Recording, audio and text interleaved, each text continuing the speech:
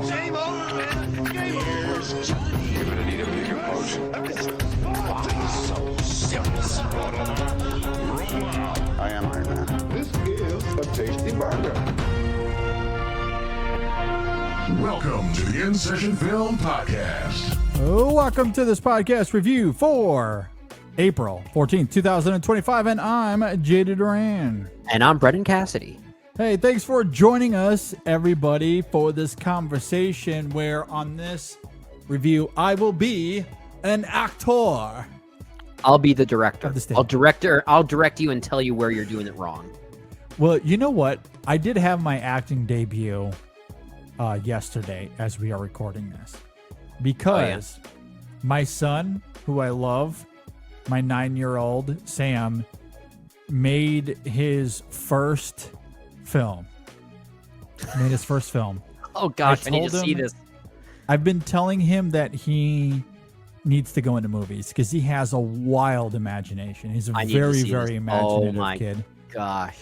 And so he decided that he was going to put a little movie together. He recently has discovered CapCut. I don't know if you're familiar with I know that app or CapCut. not. Absolutely. Yeah. I use that on my band's social media page all the time. Okay. Yeah. He loves that. He's also been using iMovie a lot on his iPad. So he's been making home videos that he's been shooting and editing himself for a few months now, which is partially what provoked this to begin with. Because I see him shooting, I see him working in CapCut, editing. He's loving it, and he's posting a few TikToks on his mother's TikTok. Oh, cute. So he's having a great time with it. So I told him you should make something, come up with a little something, and I'll do what you want. And so look, it's like this 10-15 second short film, if you will. And it is it's a sports theme. It's basically where I am acting as the quarterback. I throw the ball, and then I'm also the receiver. I catch it, I run into the end zone, and then I do a little dance. I can only imagine. Is there inspirational music coupled with it as well? He does have music over it. Yes. Okay. Yeah, absolutely. And he edited the video himself, and he directed it himself. So He told you how to dance. He told you how to throw it and everything? Exactly. He directed me, said action, cut, and told me what to do. This is how I want you to throw the ball, catch the ball, do this. And so it is him fully directing it in every way. And I followed his lead all the way through. I can only imagine. What is this called? Friday Night Lights in the Duran household? I don't know. He didn't give me a title, but sure, we'll go with that. That makes sense. Yeah. I need to see this. This sounds adorable. I'll try to get it from him and I'll send it to you. It is really, really adorable. And so the youth of America, he man. had fun doing that. Way more creativity than we ever will. Yeah, it's pretty wild. And I love seeing that. If he, I don't think he'll go into sports because he doesn't really have the will. He's really great at swimming. He's good at basketball. I don't know if he's fully committed to it, but the one thing that he is committed to is his imagination all the time. So I am fully expecting him to become a music theater nerd. I think that's who he's going to become. That's awesome. And I'm excited for it. I'm deeply excited for it. Yeah. So, as someone that did some theater in college, that is a very, very fun pastime. Whether you study it or not, it's really fun. Oh yeah, I can't wait to see where that goes for him. But that is to say, I am now an actor, at least with my son. You got to say it that way going forward. This movie we're about to talk about, it's not the actor, it's the actor. The actor, the latest film from Duke Johnson, which is really interesting. So. Maybe you know the name Duke Johnson. He has worked with Charlie Kaufman. Maybe that's a name that you are familiar with. Oh, I'm sure. Is when Charlie Kaufman. Duke Johnson co-directed Anomalisa in 2015. which is a film that I know you really loved. I think, was that in your top 10 when that It was in came my out? top 10 for that year. Yeah. Yeah. I know we're Yeah. both high on it, but I seem to be a little bit higher on it than you were. Yeah, you're a little bit higher on it than me. It wasn't quite in my top 10, but I still, like, I do really like it a lot. Yeah. I love the music from that especially. film. It's so good. Oh, yeah. It's really terrific. The vocal performances are extremely memorable. It is a good movie. It's a really good movie. And then, if I'm not mistaken, I think that I read that Duke Johnson was a part of I'm Thinking of Ending Things, either as some sort of producer or consultant. I feel like I read that Double check somewhere. that. Yeah, he had some involvement with that movie. I'm almost positive that he was a producer or he was on set doing something. I'm 99% positive I read that somewhere. Okay. Which is to say, either way, Duke Johnson has some sort of creative partnership or friendship with Charlie Kaufman, and who doesn't love Charlie Kaufman? He's one of the greats. And the actor is Johnson's first foray into doing this on his own. Yeah. But as we'll talk about, Kaufman has some influences, we shall say. And not when just it comes to the because actor. not just because Kaufman is apparently still an executive producer on this movie, which doesn't really mean much creatively, but there's still a connectivity to him. Yeah. Even if this is Duke Johnson slowly, maneuvering his way through his own path. Yeah. Yeah. And we'll talk about it. We'll talk about it. With that said, that laid out, are we ready to dive in? To the actor. Yeah, let's talk about the actor. The actor. Sounds like we're saying auteur. Yeah. Directed by Duke Johnson. It stars André Holland, Gemma Chan, sort of, Meg Calloway, Azam Chandri, Joe Cole, a bunch of others that come and go throughout the film. I mean, it's primarily André Holland, to be perfectly honest. It's just him and a bunch of people that come in and out of scenes. And thank goodness. Yeah. That's my early review right there.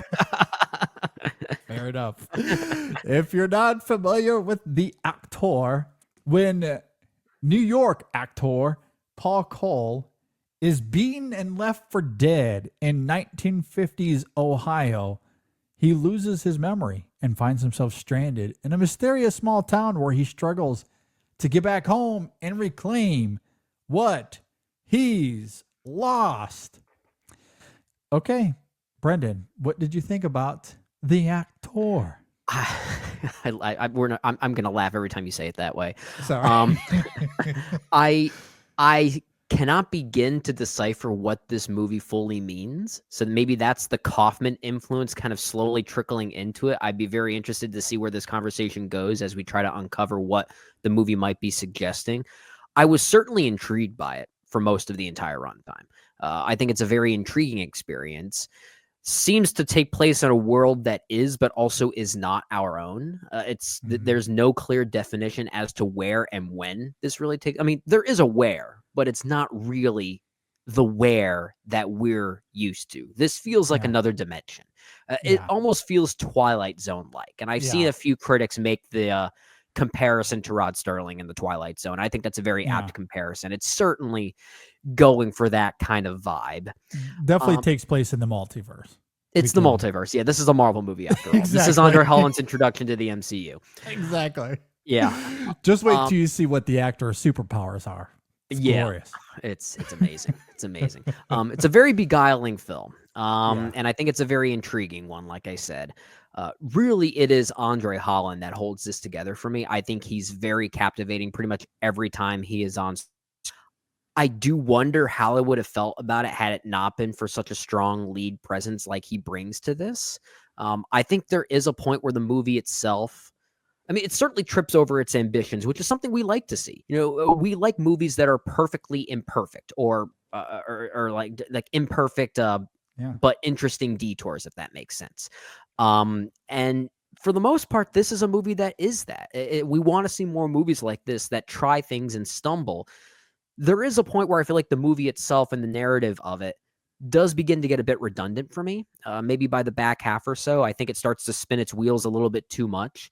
I was really more selfishly wrapped up in the romance of the movie that really kind of carried the first third of it. I think Andre Holland and Gemma Chan have amazing chemistry.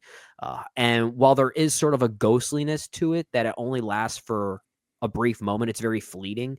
Selfishly, I just wish I saw a little bit more of it because I think that is where the film is at its strongest.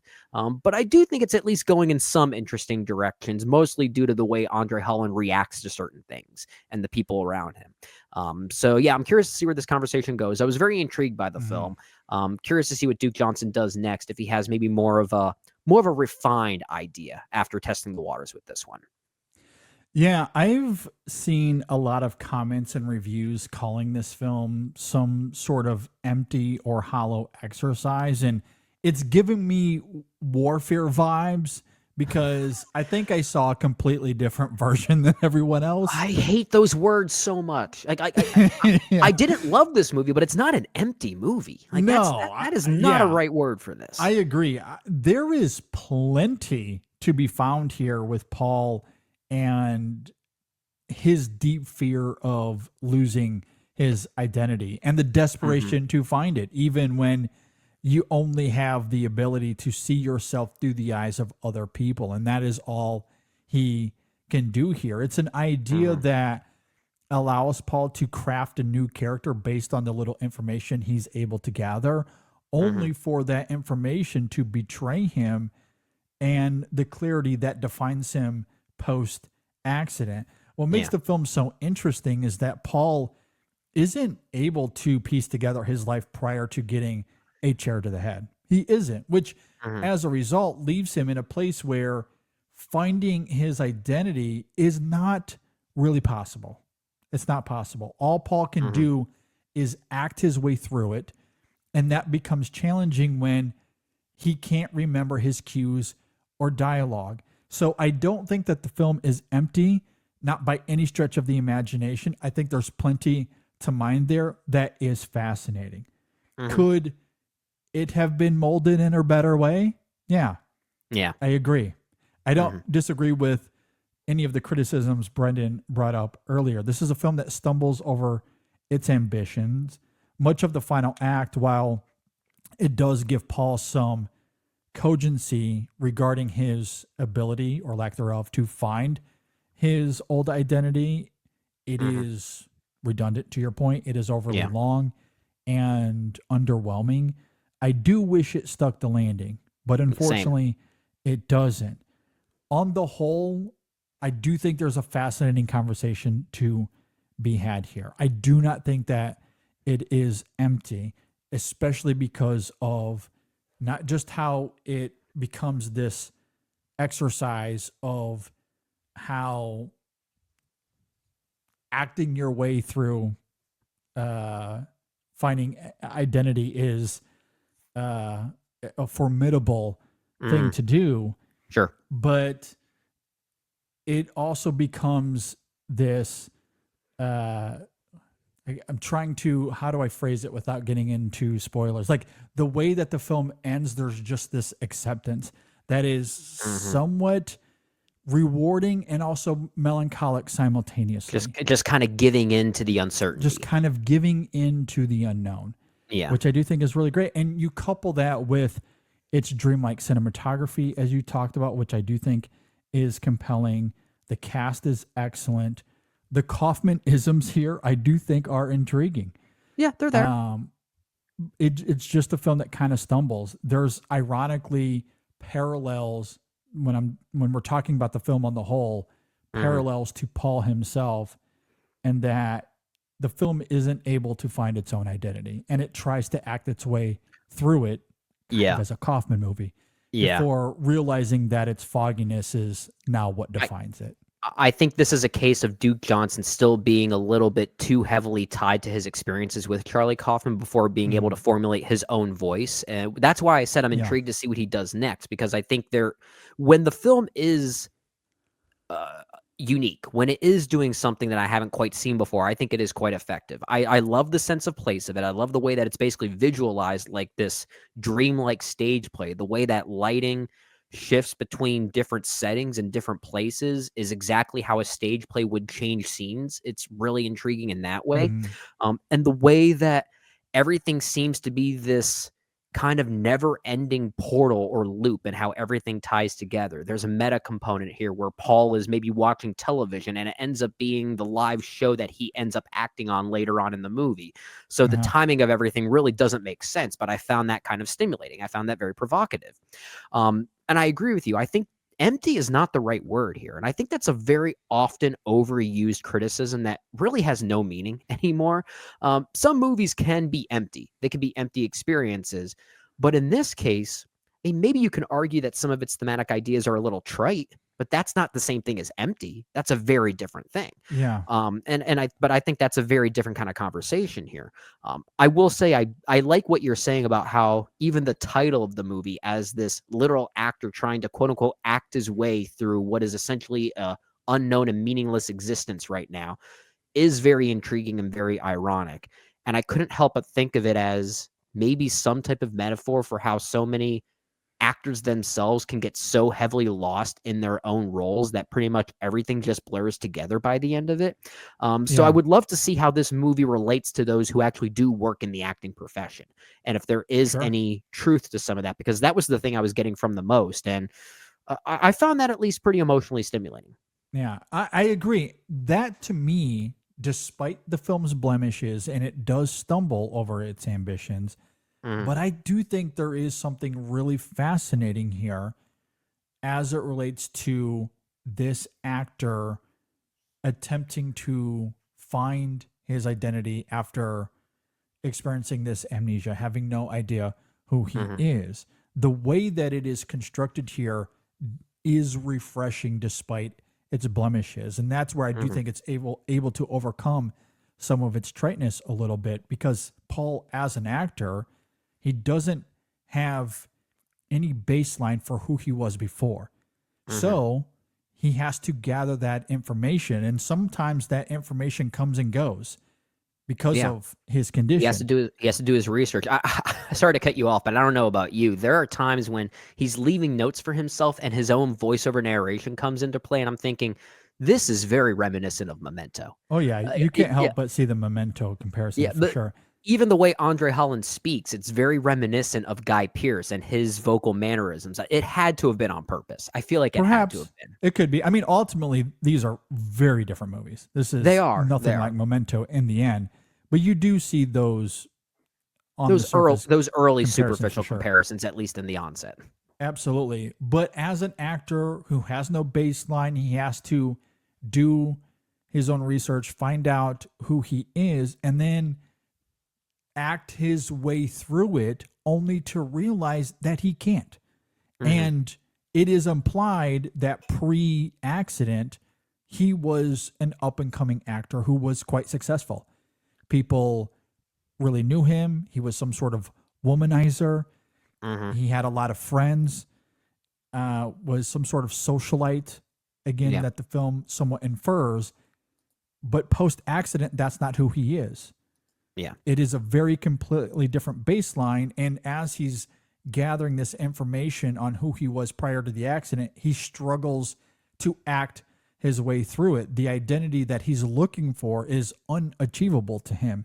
Mhm. That I do think on a thematic level, and even in a cinematic level here, I do think is quite intriguing, especially when you tether that to the film's cinematography, as we were talking about, which is ethereal in a sense. Yeah, It's very hazy. haunting, it's hazy, it's very foggy.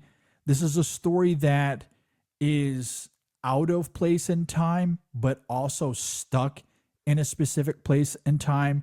Mhm. That I do find really interesting symbolically, given Paul's condition and how he is someone that is stuck in a place and time. He isn't sure how to Yeah. get out of it, which is why the haziness of the film, I think, is so effective and opulent here. I do really like that. That's just why I wish the film was more cogent in its storytelling, I because agree. the dynamic that Paul has early on with Edna, the Gemma Chan character, I agree. fantastic. It makes the movie. Really, You really almost wish the whole movie was just that. Yes, I was just about to say that. I almost wish that was the whole movie, but you understand from a personal perspective why Paul is intrigued to find out who he was, as we all would. We would want to know who we are, and we would want to find out the truth. However, in Paul's attempts to finding that truth, it does become a little redundant. The film does spin its wheels. And then once he gets this role in this live production that's taking place, all of that is like, it adds to the complexity of Paul as it relates to his identity, but also it's overly done. It becomes a little too much in the end. And that's where, again, I love what the film is going for. It just isn't always there in execution. Honestly, that whole sequence where Paul is cast in this live TV broadcast where he's basically playing a prisoner who's being judged for some type of crime, it goes through this long, lengthy sequence of him going through makeup and wardrobe, and it's all essentially done in one take. I will say it is technically impressive. It's very reminiscent of, you know, maybe the Copacabana sequence from Goodfellas. It's obviously pulling inspiration from that. But then again, pretty much every one-take sequence that goes behind the scenes somewhere is going to be compared to that sequence. I do think it is technically impressive, but I was wondering, you know, where are we getting to some type of point that this fits in within the overarching point of the movie? And I don't think it really does. It's in sequences like that where I really start to feel like it is spinning its wheels a bit too much. And honestly, by that point, I feel like it's kind of said all it had to say on its notions on being this quote unquote actor in a situation where you're trying to act your way through a previous existence and find out who you are. And the way that the movie plays with time is also very intriguing as well. It references time, well, all the time. It's constantly alluding to that, just given the unknowingness of when and where this takes place. But also characters constantly say to Paul, you have the perfect opportunity to start over. Be something else. You have time. It's constantly talked about. It's just ironic that we get to a certain point in time when the movie has said all it had to say, and yet there's like 45 minutes left in the movie. Yeah, no, I agree. I mean, by the time he gets cast in that live production, it does feel like Paul has reached a wall where him searching for his identity has become a lost cause. And I think part of that is because the information he finds out about himself, he's not interested in. Yeah. So him getting cast in this live production, some of it I do think is Paul wondering if he's even capable of doing the work anymore. I think he's intrigued to find out. And there is I'm some supposedly this great actor. Can I do this? There is some suspense there, I'll say. I think that scene in a vacuum is actually pretty compelling. I just don't know if it works in the context of the movie. I agree. Especially because while it is technically impressive, as you talked about, him getting in and out of wardrobe, I don't know what that adds here. Yeah.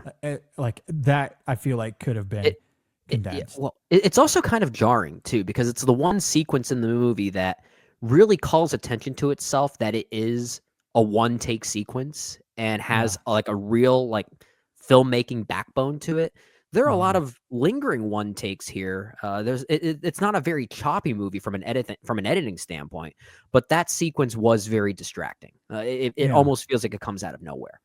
I agree. And again, it's redundant because you cast André Holland in this role, and he's so good here that he's able to convey that lostness, that unknowing melancholy that lingers with the character, that by the time you get to the live production, I don't know if there's much more to mind there. Now, Holland obviously commits to it, and he's really great, especially when it comes to the production actually being live and he has to deliver his line. It's really quite cathartic in a lot of ways, but on the whole, that sequence does feel a little out of place here. And I think there's a missed opportunity, given where the film ends, to maybe explore that a little further. How does Paul reconcile with his acceptance that we see at the end?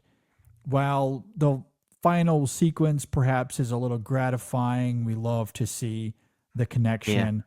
But it's a little too brief, I think. It's a little too brief, and I do think there's more you could do there as far as that acceptance goes. And I think that would have added more complexity here than what we see in the live production sequence. I think if anything, this movie just needed to trust André Holland a bit more. I think we needed more moments of introspection where he's alone on screen without anything else. The film is very interested in sort of tricking you every step of the way, how all of these characters or how all of these actors really are playing multiple characters. They're acting like a literal ensemble as they would on a stage play. And you pick up on that gimmick pretty early on, but it gets to a point where the gimmick becomes just a gimmick for no other reason, just to be a continued gimmick. And I kept wanting to see Paul, as you say, sort of wrestle with this in his own time and actually introspect, get a little introspective with this. And it flirts with that a little bit, just not nearly enough. Well, yeah, I mean, I think of that moment near the end when he's looking into the mirror and great moment, conveying all of these emotions. That is a wonderful moment of subtlety that is all you need. Like, you don't need these extended sequences to convey what the film wants. It's all there in Holland's performance in a great moment like that.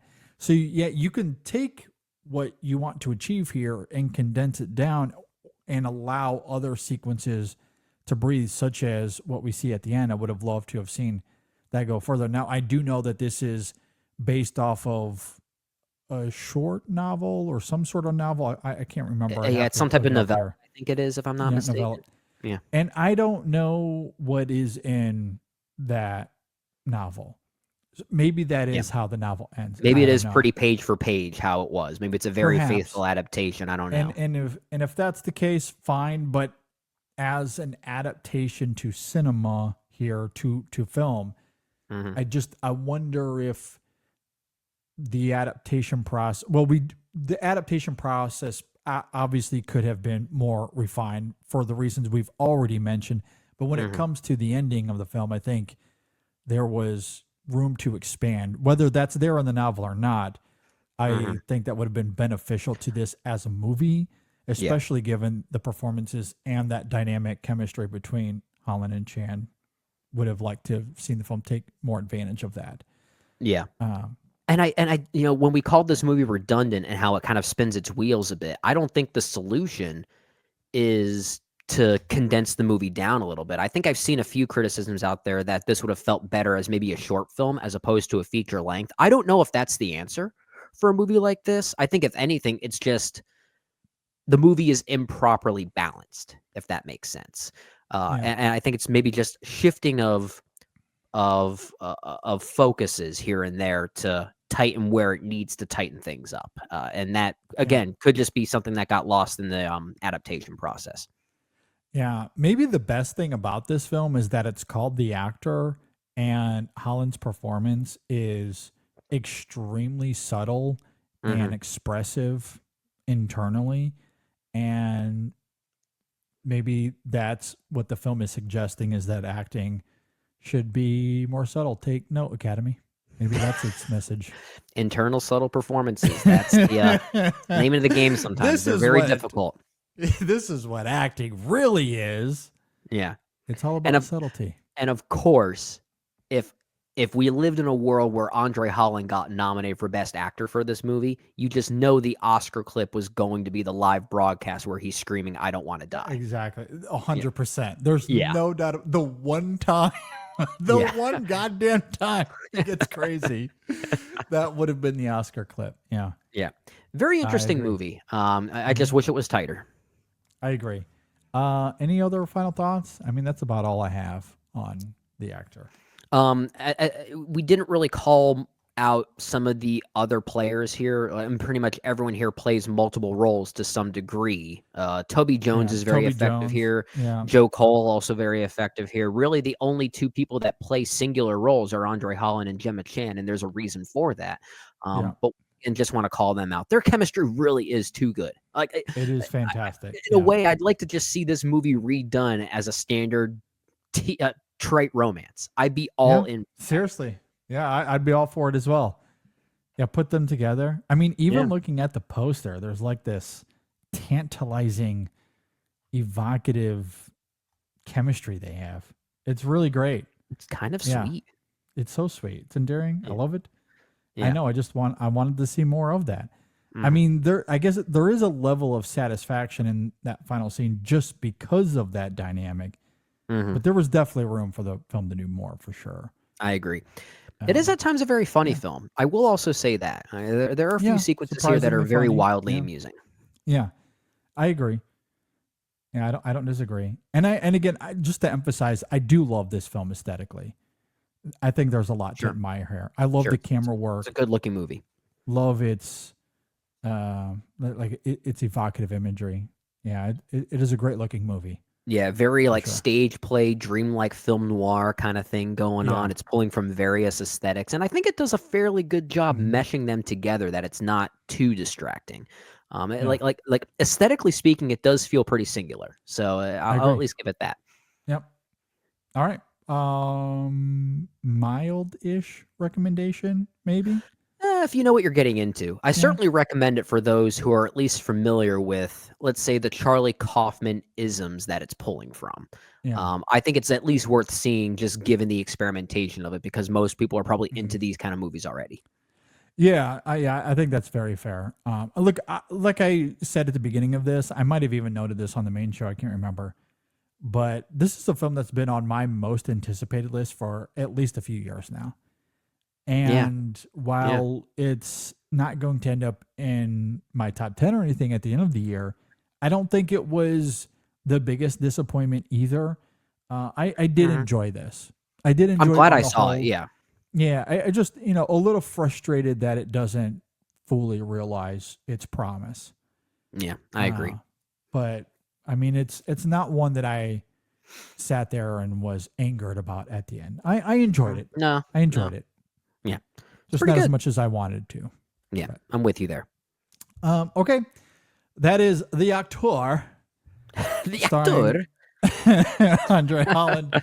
If you I don't know why I agree or rolled my R disagree with anything we had to say here, you can leave a comment below if you're watching on YouTube. If you're listening on Apple Podcasts or Spotify, hit us up.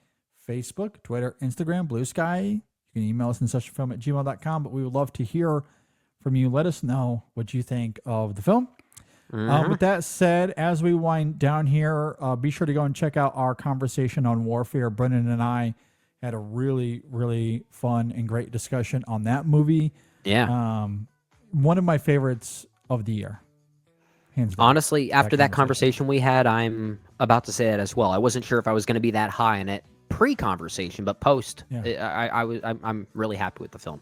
Me too. Yeah, it was a really great conversation. Really enjoyed it a lot. Speaking of warfare, we used that as inspiration for the main show this last week in episode 632, where we did a movie draft, drafting war films of the 21st century so far.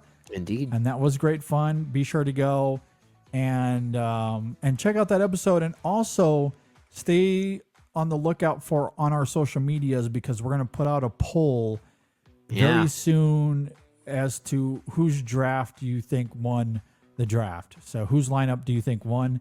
We'll have that out on social media fairly soon, if not already. So you can be on the lookout for that as well. There's going to be a new Women in Session, new Chasing the Gold this week.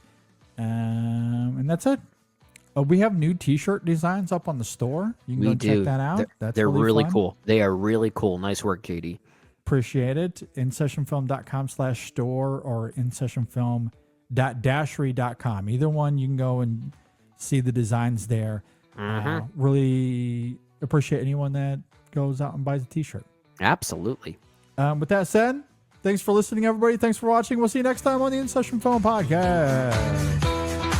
André Holland, man, he's so good. The actor. He is such an actor.